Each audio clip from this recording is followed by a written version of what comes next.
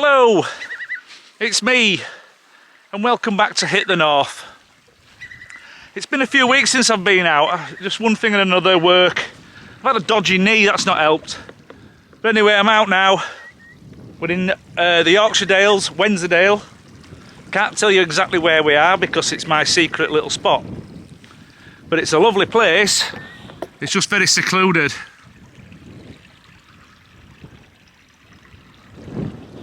Which is just how we like it.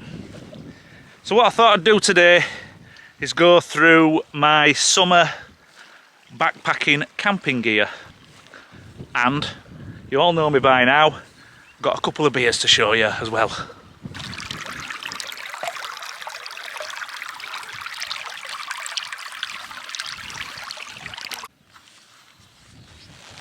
So this is my backpack. It's the Montane Zephyr AD. It's I'm not going to go into too much detail about this pack, there's lots of reviews out there already, but I'll just point out a couple of things that's on this pack. So this range by Montane, it's based on what the fell running guys use. So these straps, they're based on a fell runner's vest, where they'd have pockets like here to keep energy gels and things like that, and then it'd be like a vest with water bottles in the back as well. So it's sort of loosely based on that style. It's their Trailblazer range. So it's got harness pockets on, and also, like a lot of modern backpacks, it's got a roll top lid. So all the good backpacks now are going this way, where they have a roll top lid like that. You know, the old style where you had a big top brain that came in where you could access. You know, it was its own thing as well. Well, they're slowly phasing that out now, and they're going for these roll top ones. Just on the outside of the pack, you've got this stretchy mesh pocket, and what I keep in there is my sit pad. Top tip from Hayes Outdoors. I just cut a couple of bits off a Thermarest Z-lite mat, so I can sit on that. Oh. And then I've got the tent poles, because we're in a tent tonight, and there's a pocket behind that mesh. There's a zipped pocket as well.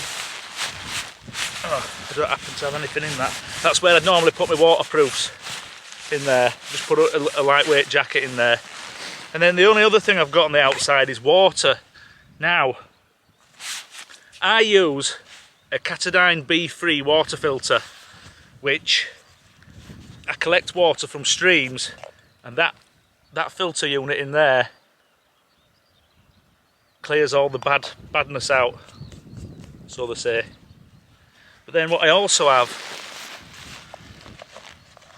is one of these, which is a Hydraflask 2 litre water pouch. But Katadyn Be-Free are actually made by Hydrapack, so the lids are interchangeable, so I could put that filter onto that big bottle if I wanted. But what I tend to do is collect water with this, filter it into that, and that's my drinking water. On the inside, what I've got is this, they call it a nylofume. It's just a plastic bag, basically. A nylofume bag. Very strong, very light, and it keeps everything from getting wet. So I don't have an outside pack cover. I just use a nylofume bag. And at the very top is the tent. I use, this is the MSR Hubba Nexus 1-person tent. I do like it, although I don't think it'd be very good in high wind. I think if we had some bad weather in that it'd struggle. It's not got poles that cross over itself, so it's more like a wishbone thing, as a lot of tents are.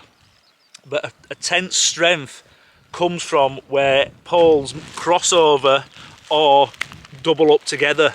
So this doesn't have that. So I think in strong winds, this tent would be unsuitable. having said that, I do like it. There's a lot of headroom, it's very nice for that. And then I've got this is Possible's electronics. So in here I just have charging leads, a little beanie for when I'm in the tent to keep my head warm. I use a lantern and not a head torch. So this is just a USB rechargeable lantern that I hang up in the tent. I don't bother with an head torch. I've never found the need for one.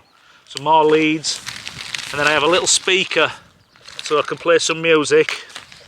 Some coffee for in the morning. Oh, and a little power bank, just for when things are getting low I can charge everything up. Spare lighter. That's about it. Some ear defenders. If it's very windy or rainy outside, they come in handy to help you sleep. So that's the Possibles pouch, or electronics. Food next. I'm only here for one night. So what I've got is some Sea to Summit meals. I've got some spicy pasta and some scrambled egg for in the morning with my coffee. So we've got some beers and some spicy pasta arrabbiata. I think that's how you say it. And then scrambled egg in the morning. So these are good, these something to eat ones. I find them better than the fire pot ones that you get from Go Outdoors. And then I've just got a little hygiene kit, toothbrush, toothpaste, some toilet roll, some like face wipes that are dry, and when you wet them they expand. So that's what's in there. Cook kit. Now I use the Toaks titanium pots. I have two sizes. I have a big pot for boiling water, and inside I have a small pot that I use as a mug. And I have one of these things on here, that orange thing there, they call them hot lips, and they're just a silicone thing that you click round the mug. So I could actually boil the water in that and I wouldn't burn my mouth. And then another lighter and a little titanium folding spork. So that's the pots. These titanium pots, they're a bit expensive, but they're very, very light. They're very strong. They're very light. So I do like using them. Next up, the camping stove. So I have actually shown this in one of my videos before. This is the SPB Speedster Backpacking Products meth stove, and all it is a simple metal tin with some like cotton wool inside with a metal gauze, and you pour methylated spirits into that and set it alight, and that's it. It couldn't be more simpler. When you're finished, when you want to dye it out, you put your lid back on and that's it. But it works in conjunction with, oh, I've got some meths. It works in conjunction with this windbreak that opens out, and these little legs come out like that. So your stove goes in the middle of that, and the little legs are to stand your pot on like that. Works really well.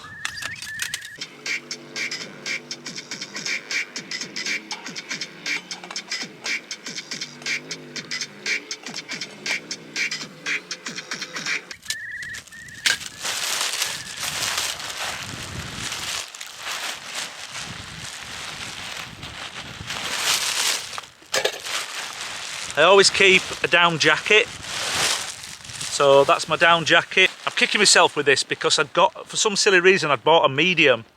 When I tried them on in the shop, I thought, oh no, medium's a better fit. And then ever since I did that, I've wished I got a large. So I don't know why I did that, but that split second, I thought, get the medium. Wish I'd have got the large. Right.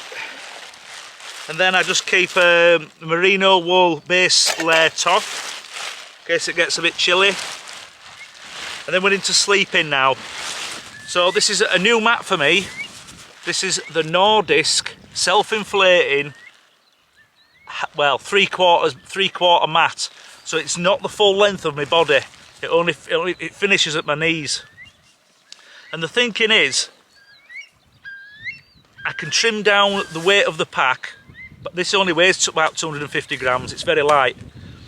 So I'm saving weight. And do my feet need to be on a mat? They're going to be in the toe box of the quilt, which I'll explain in a minute. So they're covered up, but they're not a pressure point, if you know what I mean. Your shoulders, your hips, possibly your elbows, your back, they're pressure points that are going to be touching the ground, where the weight of your body is touching the ground. So obviously I want to be on something there, but feet, I don't think I need to be. So this is why I'm gonna trial this. It's brand new to me, so I'm gonna trial it and see how we go this summer with it. But it's very light, and yeah, I think it might work. And then my quilt. This is the Cumulus 350 down quilt, and I love this thing. It's incredibly warm. They do 3 sizes. They do a 250, a 350 and a 450, and that relates to the amount of feathers that are inside basically.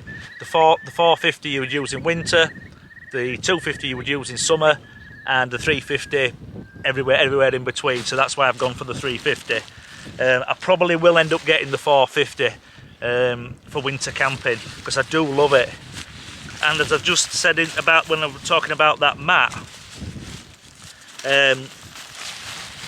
it's a quilt, not a sleeping bag, but it has what's called a toe box. So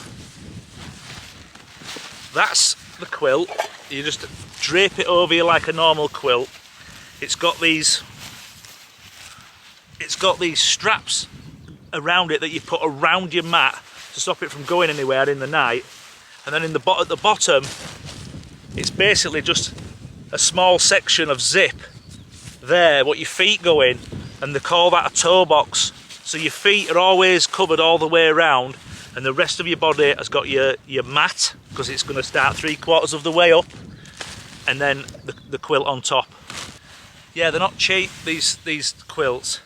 They're actually imported from Poland. So if you I'll put a link to the website in the description, but just be aware that there's an import duty when bringing them into the UK.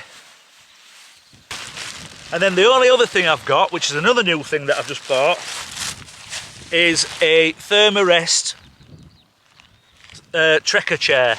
And what this does, it allows your sleeping mat to become have sort of like a backrest. So when you're sat in the tent, you don't have to just lie flat. You can actually sit up. You're still sat on the floor, so it's not like a chair with legs, but it gives you a backrest, so you can sit up properly in your tent, very comfortable. So I've been after one of these for a while. Hopefully it'll be all right. So we'll get it all set up, and then we'll see what it looks like. And that's it. That's it. There's nothing else in the bag. I think with water, I haven't actually checked it. I'm not really obsessed with counting all the grams of everything. I do keep an eye on what I'm buying, but and I know that I'm buying good lightweight kit.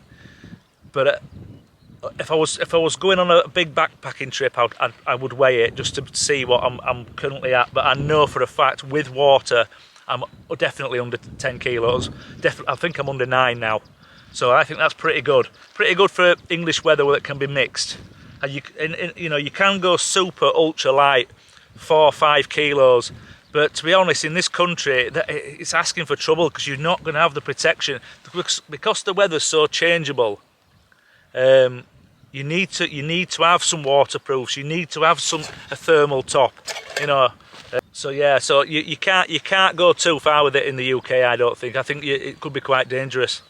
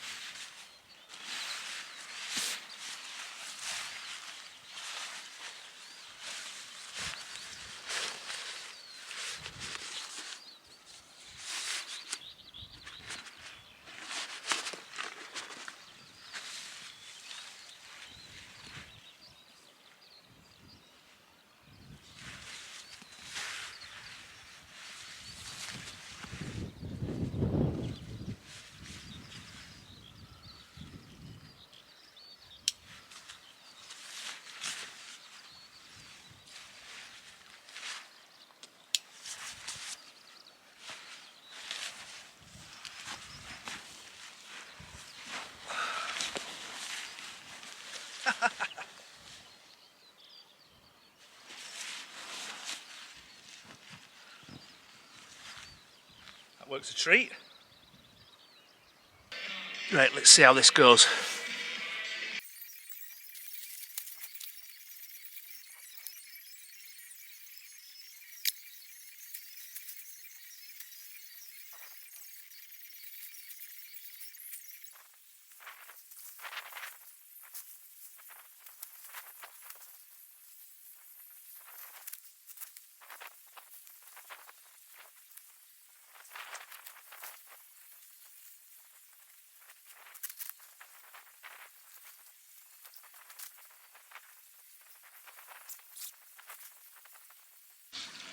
Snug as a bug in a rug. Yes. Oh, one other thing I forgot to mention, I'd ended up getting a Trekology pillow, you know, with the strap on it. So that can't go anywhere now, not like that Sea to Summit one. So we've got that, the new mat from Nordisk, the Cumulus 350 quilt, which I know for a fact is warm as toast. And then my backpack and the other bits and bobs there. That's my little lantern. I've actually added that bit of cord there across the ridge of the tent for that and drying stuff if I want or whatever. And that's it. Lovely little setup. Need a bloody haircut.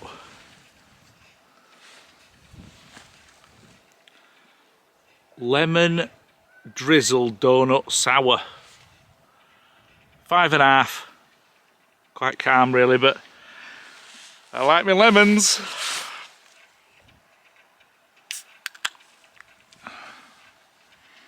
Oh, you what?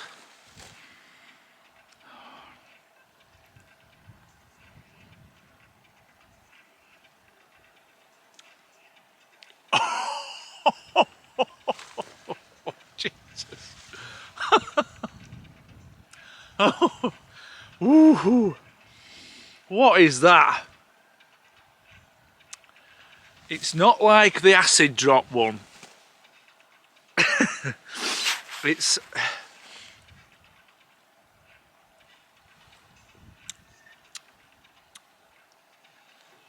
I can't describe it. It's like a lemon. You know when you were at school you used to get them little like lemon tarts and jam tarts? It's a bit like that.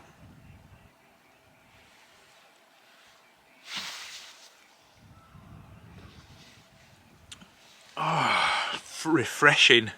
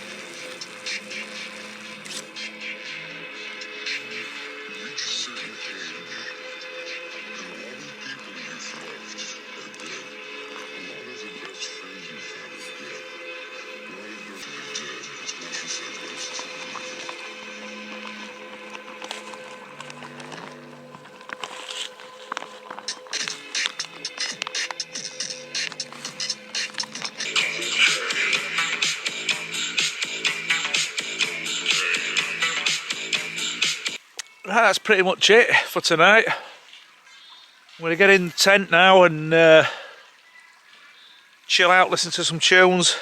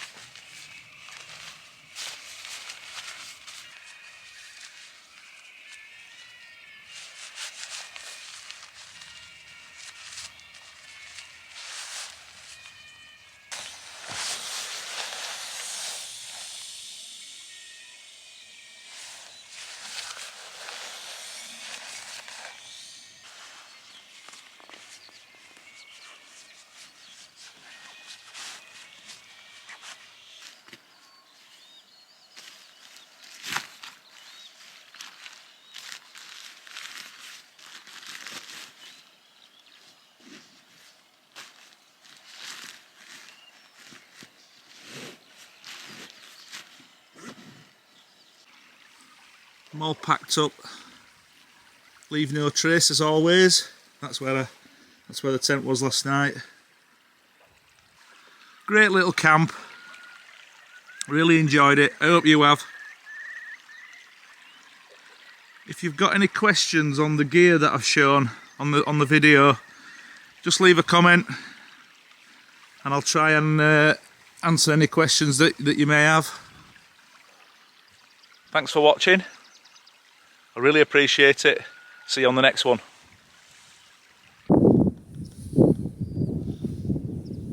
I'll leave you alone, you leave me alone. That's right. Hit the north. Like and subscribe.